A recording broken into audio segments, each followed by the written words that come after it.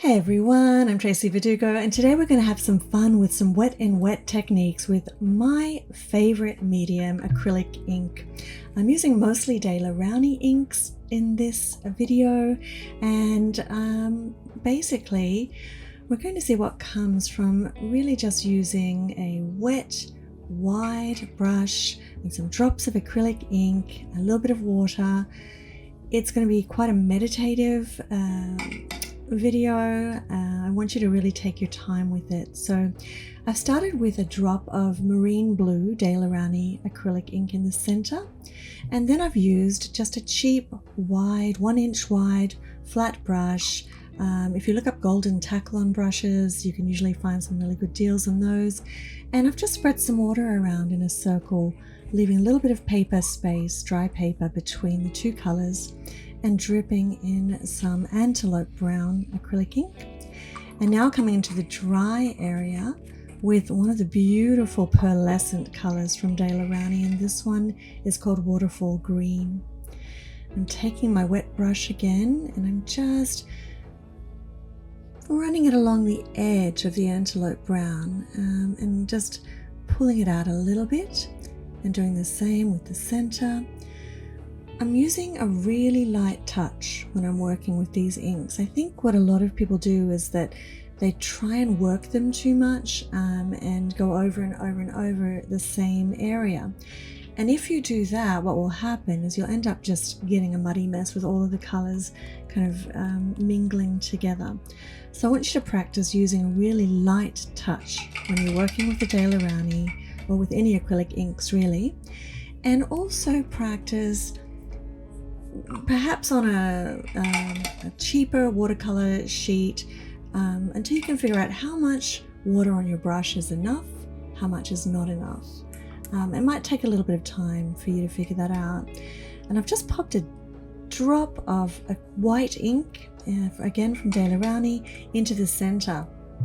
The reason I love this kind of exercise as a meditative technique is that it really gets me into the flow. It really stops the monkey mind chatter, because I'm slowing down and I'm not rushing the process, and I'm watching kind of with a curious excitement or glee every time I make a move, just to kind of watch what the ink does, because it has a mind of its own. Here I'm actually using some rubbing alcohol, some isopropyl alcohol, which I just buy from the hardware store. Make sure you get one that's 90% strength or more. Sometimes they're 70% strength and they just don't give you this same beautiful textural effect. So this is the alcohol just kind of resisting resisting through the inks and giving us those beautiful little bubble effects. You can also spray it onto the ink, and that will give you a different effect again. Now I'm just coming around the outside with my wet brush, and I'm touching every so often, touching the other ink, the other outer ring, to just get a different kind of effect. And I wonder if you can see what's beginning to emerge. So I originally did this exercise as part of my Jump into Acrylic Inks intro lesson. So this is a class that I have that is all about acrylic ink. So if you have any on your shelf and you want to figure out what to do with them, you can grab that class. It's on sale at the moment for $37. And there's 5 really great complete lessons in there. Anyway, this emerging turtle started from one of the lessons in my Jump into Acrylic Inks class, where a turtle appeared out of a little wet in wet exercise. So I thought it'd be fun to actually do this video specifically with the turtle in mind, and try out some different colors at the same time. So I guess, and I feel like I say this so much, but one thing that I always have to say is that a little bit of ink goes a long way when you are using the acrylic inks. Too much ink on the page and you just won't get these beautiful transparent effects, and it's really just a waste of the ink when you have too much there. So just be sparing with it. You can always add more ink in, but it's hard to take the ink away except for basically lifting with a paper towel, which means you've just wasted the ink. So as you can see, that last line that I did around the turtle shell was just using the dropper as a drawing tool, basically, which is something else I go into in the Jump into Acrylic Inks class. And I love using this ink and the dropper as a drawing tool. I do it all the time. I do it on watercolor sheets, I do it on large canvases to create negative shape painting. So there's really so much that you can do with these little bottles of beautiful, vibrant, luscious color. You can see I'm lifting here with a piece of cloth where some of that waterfall green is coming into the little turtle flippers. Do you call them flippers or fins? But you can see also that when you lift, you can get some textural effects as well. So it's not always all about what you put on, sometimes what you take away, especially in terms of here in the turtle's head, you know, that could imply a light source if you take away from one particular side. And just continuing to take off the excess ink there. And so you can use paper towel or rag to control the flow of ink a little bit if it is heading off in the wrong direction. But I'm really loving how this little guy is turning out so far, and just trying to figure out what am I going to do next. Now, of course, you could try this exercise with lots of different colors. Just dropping wet into wet, using the acrylic, using the alcohol to create those resist effects, and just watching, waiting, taking it all in, taking some deep breaths, and just kind of enjoying the process of watching what the ink does. So I'm pulling in a little bit more white ink here, just trying to get a love contrast. And so two of the colors that I always have when I'm working with these acrylic inks is white and either Payne's grey or indigo blue. And yeah, those will kind of give me that beautiful contrast between dark and light, which I really, really enjoy. So I'm pulling in a little bit more marine blue here and just seeing what it does if I just pull it out into the surrounding area. You'll also notice as you begin to work with the inks that if you let the layers dry or even semi-dry before you throw another application of ink on, you'll get very different effects than if you are working purely wet in wet. So once these inks have dried, they dry permanent, which is beautiful because then you can create really deep, beautiful, vibrant glazes where you can drop the ink through, you can drop the alcohol through and expose the layer underneath or the color underneath. Waiting until the ink is semi-dry will give you a different effect than wet and wet, and will also give you a different effect than waiting until it's completely dry. So there's just so much to play with in the application of this medium. I often love picking colors up from one area and then adding them into another, and really just being completely open to exploring different things. So, you know, even if you wanted to just do a whole page full of circles or ovals or different shapes or organic shapes using this technique, that would be another great thing to do. The bamboo skewer is something I have on my table all the time.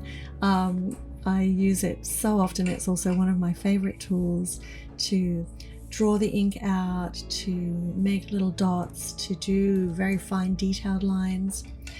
And as far as a background color, so what I'm doing now is I'm actually coming into the background with just some water, again with my 1-inch wide flat brush, and I'm going to explore contrast a little bit more by bringing in a deeper color around the turtle so that he kind of stands out within the water.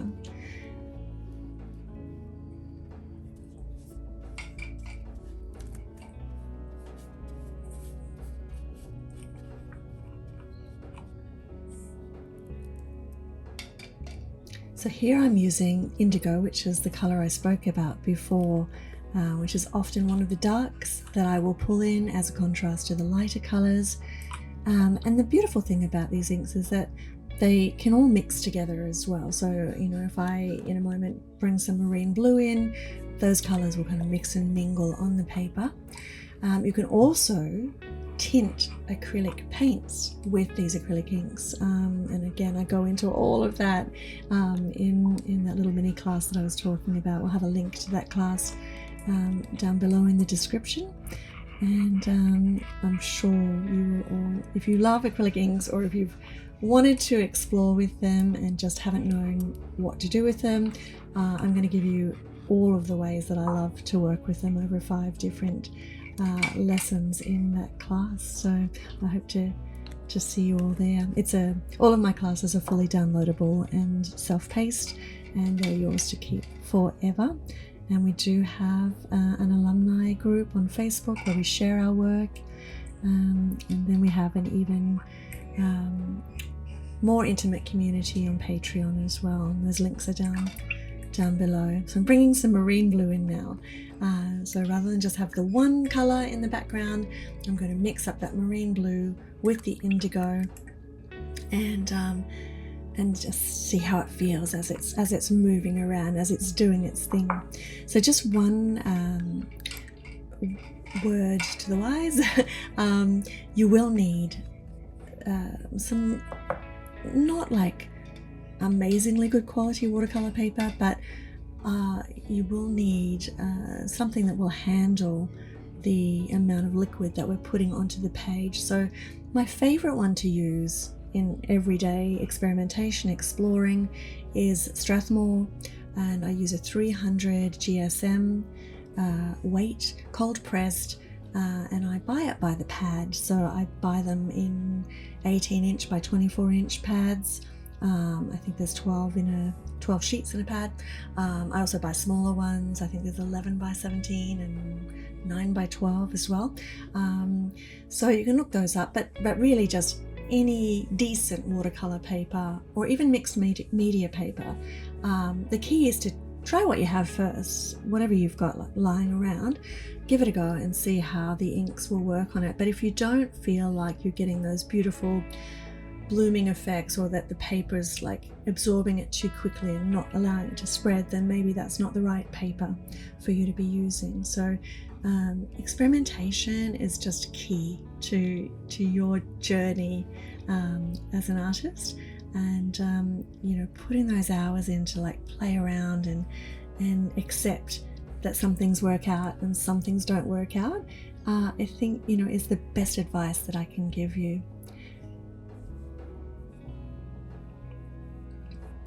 You can see here too that I'm trying to leave in some areas just a little bit of white space between the turtle and the background. So rather than have the background ink nudge all the way up to the turtle, just leave some little glimmers of white paper, and it just gives the piece a bit more energy, I feel.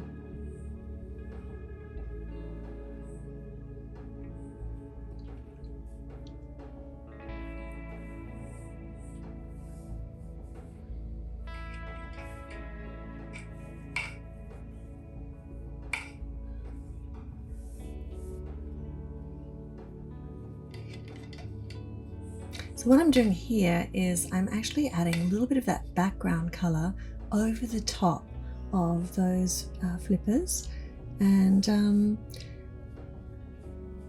what I'm trying to do here is just like to give the effect that the bottom ones may be like deeper in the water and the light isn't quite hitting them, or just a feeling of immersion. It's all experimental.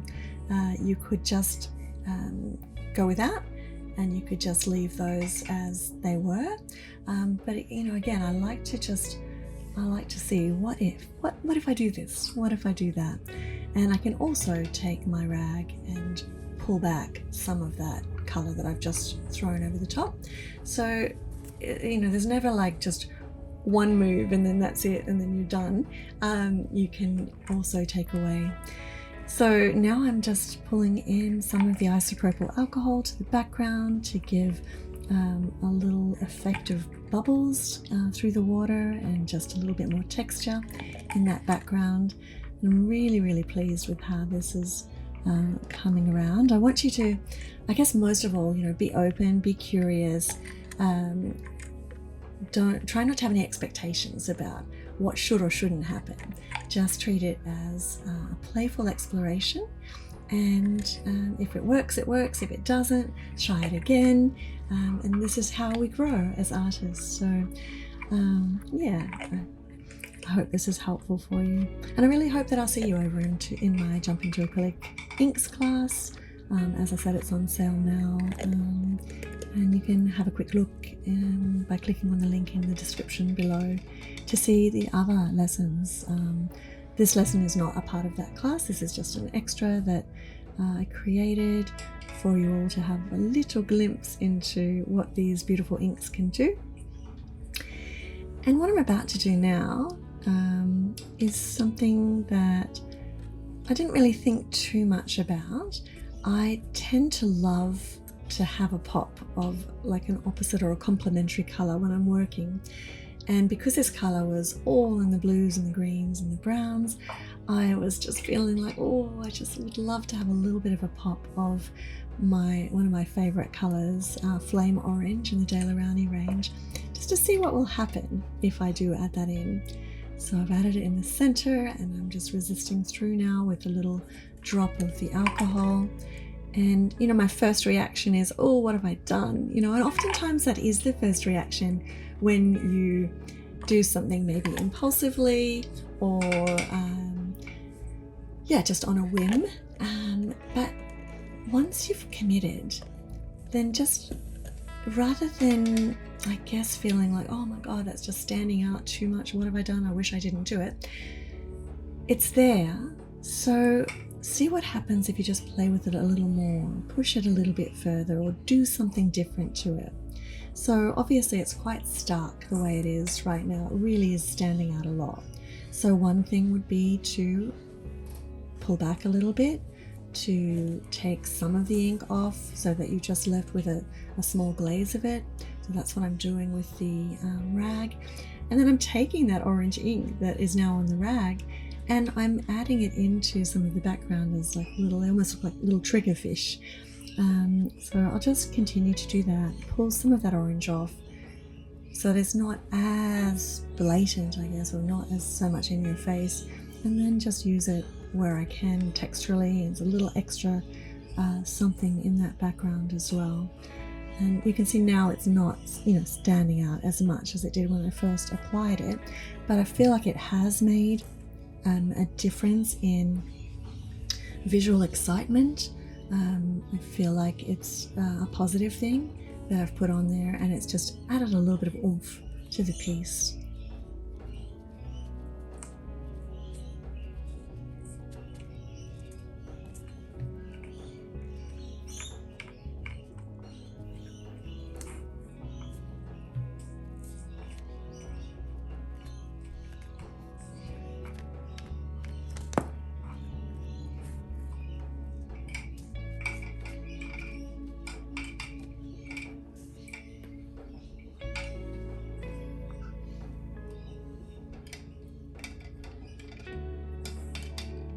Just taking a small detail brush now, just a little round detail brush, and just moving around very delicately a few of the colors inside the turtle, lifting some of that waterfall green where it's kind of globbed, where there's quite a lot of it, and bringing a little bit of that into the background, like a little school of fish or some little pieces of foliage on top of the seaweed, just playing around with where I can move that color. And I often do that if there's too much of one color on the paper. I'll pick it up and just kind of think, okay, where can I actually take this color to add a little something extra into the entire painting.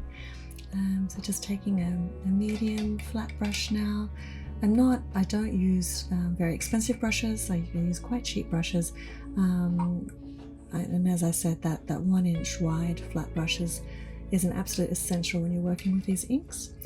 Bringing in another little touch of the white ink,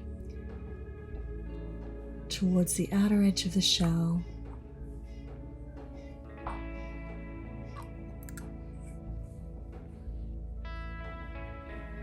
And then using my bamboo skewer to pull that out.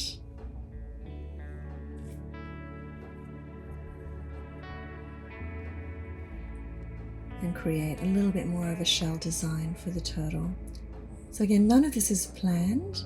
All of it is spontaneous.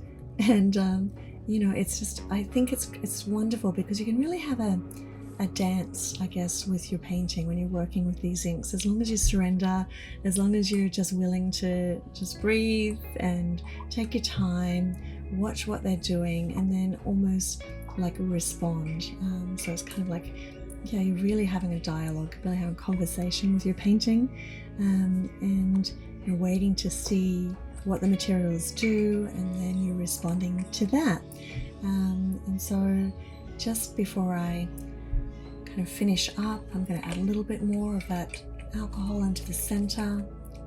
I'm watching how that beautiful white kind of interacts with the marine blue on one side and the flame orange on the other side, and just loving where it's going.